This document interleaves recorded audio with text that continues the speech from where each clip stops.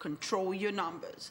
The Permanent Secretary, Health Services and Environment, Gaba Ghana Adam, who was represented by the Director General Hospital Management Board, Health Services and Environment, Olubenga Bello, urged FCT residents to take advantage of the opportunity provided to screen for their blood sugar and blood pressure in order to combat non-communicable diseases. That this program presents. You should know your numbers and you should control your numbers. And these numbers we are talking about are your blood pressure and your blood sugar. And it's going to be done free of charge. And then we want to link you up to treatments.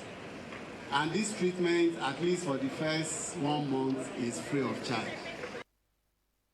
The Mandate Secretary, Health Services and Environment, Dr. Adedolapo Fashawe, said the project was launched to reduce the statistics of younger people who have undiagnosed heart diseases and those dying of hypertension and diabetes unknowingly.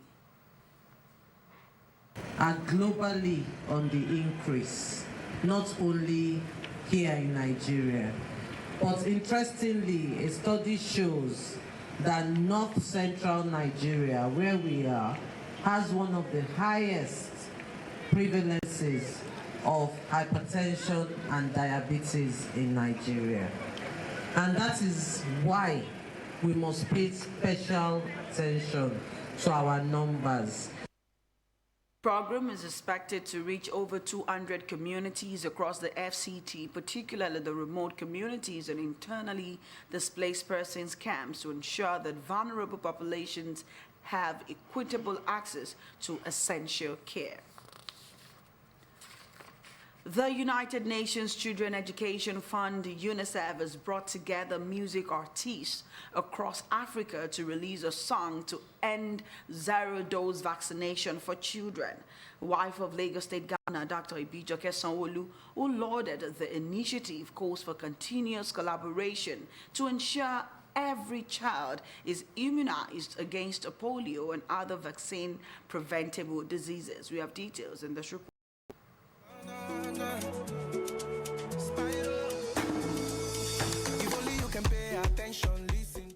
The saying, music knows no border and it reaches the heart of millions of people, is what UNICEF is adopting to pass the message of polio and other vaccine-preventable diseases, with the drive of bringing 12 renowned artists from Nigeria, Mali, Chad and Cameroon to amplify the need for complete immunization. At this event organized to campaign against No More Zero Dose, consolidate on the need to reach children, those who have not received any vaccination. We are here because every child deserves a healthy start in life.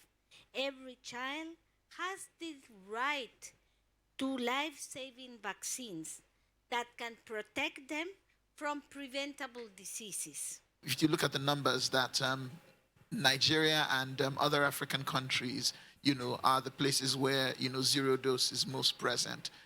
It should bother anyone and make you concerned enough to use your influence, whether as a music producer, as an artist, to create social change and to amplify the message that we should indeed clear out zero dose. Lagos State Governor, who is here represented by a special advisor on health, Dr. Kemi Ogunyemi, and his wife, Dr. Ibijoke Sanwo-Olu, call for continuous collaboration to sustain the health care of children. We must ensure that every child, no matter where they live, has access to life-saving vaccines. This is not just a health issue. It is a matter of social justice and equity. Our administration will continue to strengthen our healthcare systems and expand immunization coverage. We will continue to invest in community outreach, health education, and partnerships that ensure no child is left behind. The history of immunization is filled with triumphs and challenges, and we owe it to our children to continue pressing forward until every child is protected. The Lagos State government remains steadfast in its commitment to improving healthcare access and promoting vaccination. We continue to collaborate with partners like UNICEF to implement outreach programs and awareness campaigns that emphasize the importance of immunization. Today's event is another step forward in these efforts, and I assure you that we will not relent in our mission to make Lagos, and indeed Nigeria, a safe and healthy place for every child. Paralympic powerlifter and polio survivor Victoria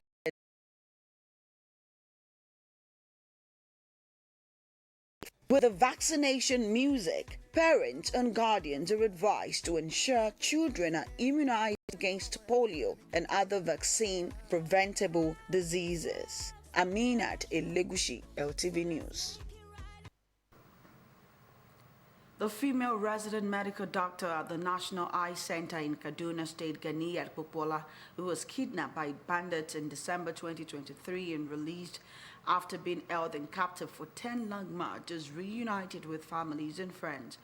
A registrar in the Department of Ophthalmology at the National Eye Center was abducted alongside her husband Nuruddin Popola, who is a military officer, and a nephew, Folari Abdulmongni, who lives with them. The kidnappers had earlier demanded a whopping 40 million naira ransom, which was paid, after which they released their husband on March 8, 2024, and still refused to release Dr. Popola and her nephew. Dr. Popola and her nephew were, however, freed on Wednesday evening, bringing an end to their terrifying ordeal in the hands of their abductors. The president of the Nigerian Association of Resident Doctors, Dr. Tokpe Oshundara, expressed immense joy and relief over the release, thanking everyone who contributed to their safe return.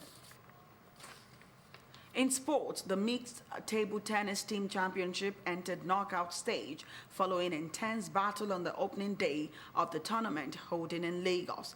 The Senator Abiru Open Tournament saw remarkable performances and displays from the participating teams and players, generating excitement from fans and organizers of the historic event.